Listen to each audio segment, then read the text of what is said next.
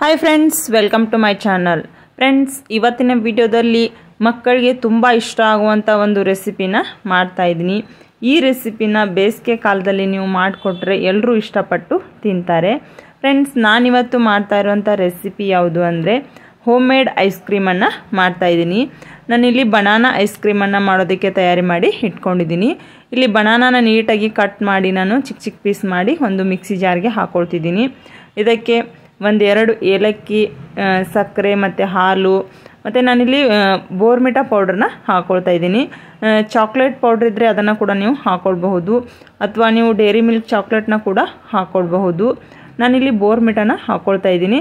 ಇದು chocolate flavour ರೀತಿಯೇ ಬರ್ತೈತಿ, ಅದಕ್ಕೋಸ್ಕರ ನಾನು ಇದನ್ನು ಹಾಕ್ಕೊಳ್ತಾ ಇದ್ದೀನಿ. ಮತ್ತು 1 ಕಪ್ಪಷ್ಟು ಹಾಲನ್ನು ನಾನು ಇದಕ್ಕೆ ಹಾಕ್ಕೊಳತ್ತೀನಿ. ಪೂರ್ತಿಯಾಗಿ ಹಾಕ್ಕೊಂಡು ಇದನ್ನು ನೀಟಾಗಿ ಮಿಕ್ಸಿಲಿ ಹಾಕಿ ಗ್ರೈಂಡ್ ಮಾಡ್ಕೊಳ್ಬೇಕು. ಆಮೇಲೆ ಇದು ಪೂರ್ತಿ ಪೇಸ್ಟ್ ಥರ ಆಗಬೇಕು. ಭಾಳ ಗಟ್ಟಿನೂ ಆಗಬಾರ್ದು, ಭಾಳ ನೀರು ಕೂಡ ಆಗಬಾರ್ದು. ಸ್ವಲ್ಪ ಗಟ್ಟಿ ಆದರೆ ಬೇಗ ಐಸು ಆಗ್ತೈತೆ ಅಂತ ಹೇಳ್ಬಿಟ್ಟು ಹಾಗಾಗಿ ನಾನು 1 ಕಪ್ಪಷ್ಟು ಹಾಲನ್ನ ಹಾಕಿರೋದು.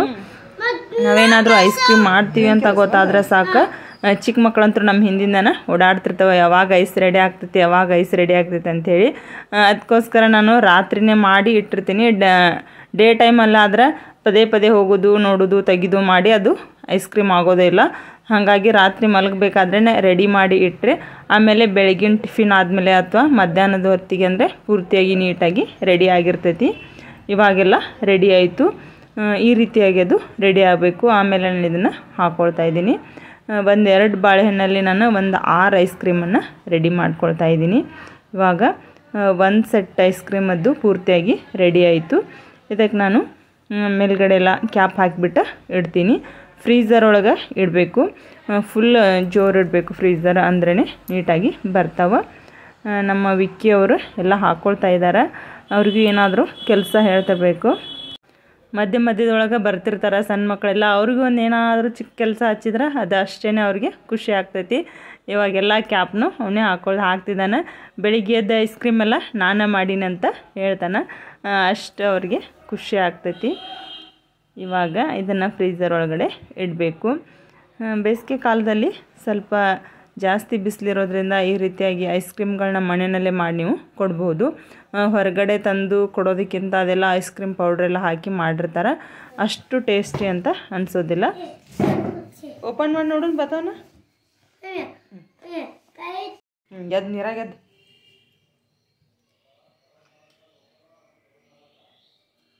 ಅಷ್ಟೇ ಅಷ್ಟೇ ಇಡು ಅಂದ್ರೆ ಪೂರ್ತಿ ಬಿಟ್ಕೋತದ.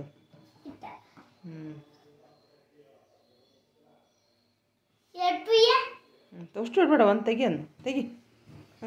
ಐಸ್ ಕ್ರೀಮ್ ತೆಗಿ ಐಸ್ ಕ್ರೀಮ್ ತೆಗಿ. ಕಡೆಯಾಗ ತಕೋ. ಒಂದು ಕೈ ತೆಳಗಡೆ ಕೆಳಗಡೆ, ಒಂದು ಕೈ ಐಸ್ ಕ್ರೀಮ್ ಜಕ್ಕೋ ಅದನ್ನು. ಅಪ್ಪೋ ಜಕ್ಕೋ ಐಸ್ ಕ್ರೀಮ್. ಜಕ್ಕೋ ಬರತೈತಿ. ನೋಟಿಡು ನೀರಾಗ ಅಷ್ಟು ಇಡು. ಕೈ ಹಿಡ್ಕೊಂಡು ಜಗ್ ತೋರಿಸು, ಸೀದಾ ಮಾಡ. ಓಯ್ ಮಸ್ತ್ ಆಗೈತ ಐಸ್ ಕ್ರೀಮ್, ಮಸ್ತ್ ಆಗೈತ.